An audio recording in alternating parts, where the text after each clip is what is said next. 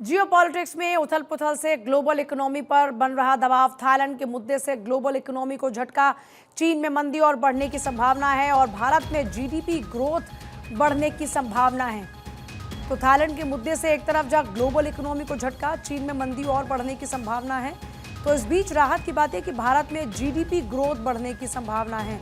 और आकाश जी हमारे साथ में इस वक्त जुड़ गए, अर्थशास्त्री जाने माने।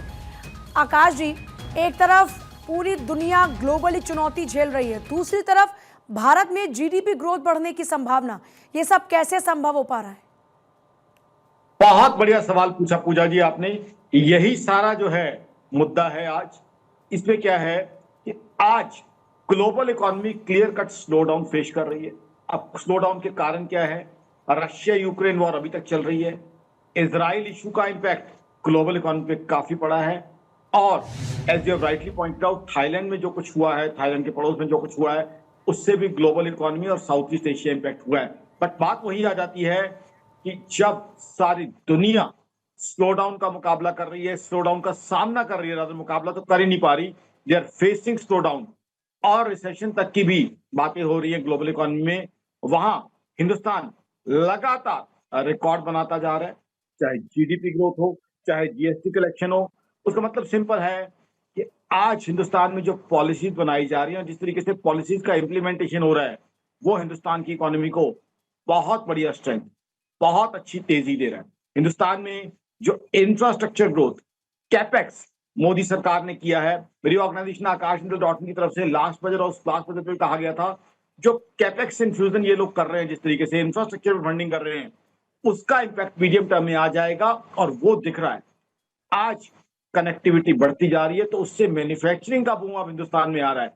कभी हम सर्विसेज इकोनॉमी मानते थे, लेकिन अब मैन्युफैक्चरिंग में हिंदुस्तान बढ़ता जा रहा है।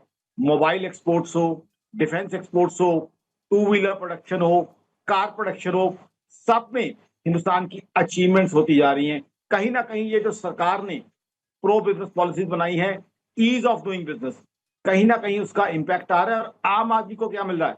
आम आदमी को इससे रोजगार मिल रहा है।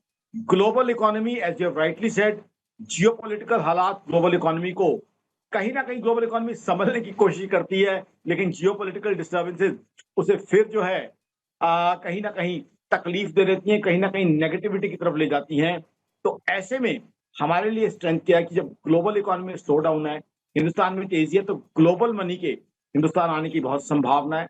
काफी एफडीआई, फॉरेन डायरेक्ट इन्वेस्टमेंट, मेरी ऑर्गेनाइजेशन आकाश.in का मानना है हिंदुस्तान आएगा तो उससे क्या होगा? जॉब जनरेशन और बढ़ेगी। हमारे यहाँ बहुत से टैलेंटेड इंजीनियर्स हैं, एमबीएस हैं, जो एक वायबल प्राइस पे मैन्युफैक्चरिंग करने को तैयार है, तो उनके लिए काफी जॉब जनरेशन होने की पॉसिबिलिटी है। और साथ ही साथ, मार्क माय वर्ड्स, आपको साल के एंड तक, ये मेरी प्रेडिक्शन है, मैन्युफैक्चरिंग के अंदर ओवरऑल 5 से 7% की तेजी, जबकि ग्लोबल स्लो डाउन चल रहा होगा। मानता हूं लोग ये भी सोच रहे होंगे कि टैरिफ्स का इशू है, टैरिफ के इशू के बीच में भी हिंदुस्तान के अंदर मैन्युफैक्चरिंग का आपको ग्रोथ और बूम दिख जाएगा। कारण क्या है? इंफ्रास्ट्रक्चर, कैपेक्स और साथ ही साथ सरकार की जो पॉलिसी, सरकार ने जो पीछे टाई अप किए हैं। टैरिफ के जमाने में हिंदुस्तान यूके डील या 4 यूरोप कंट्रीज के साथ डील, वो हिंदुस्तान की इकोनॉमी के ग्लोबल ट्रेड को डाइवर्सिफाई कर रही है। ना तो हमने चाइना की तरह एक्सपेंशनिज्म का काम किया, जिससे आज पाकिस्तान जैसी कंट्री जो उनसे बहुत प्यार पाले हुए थे परेशान है, ना ही हमने जो है कभी इस तरह के टैरिफ की अनसर्टेनिटी रही, बल्कि हम बड़े आराम से, इत्मीनान से डील्स करती आई है मोदी सरकार।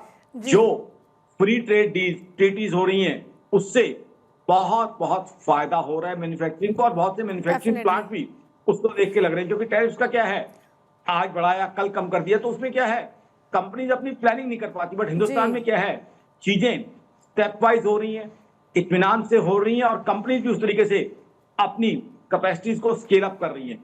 तो हिंदुस्तान की ग्रोथ क्लियरली आज दिखाई दे रही है, विजिबल है।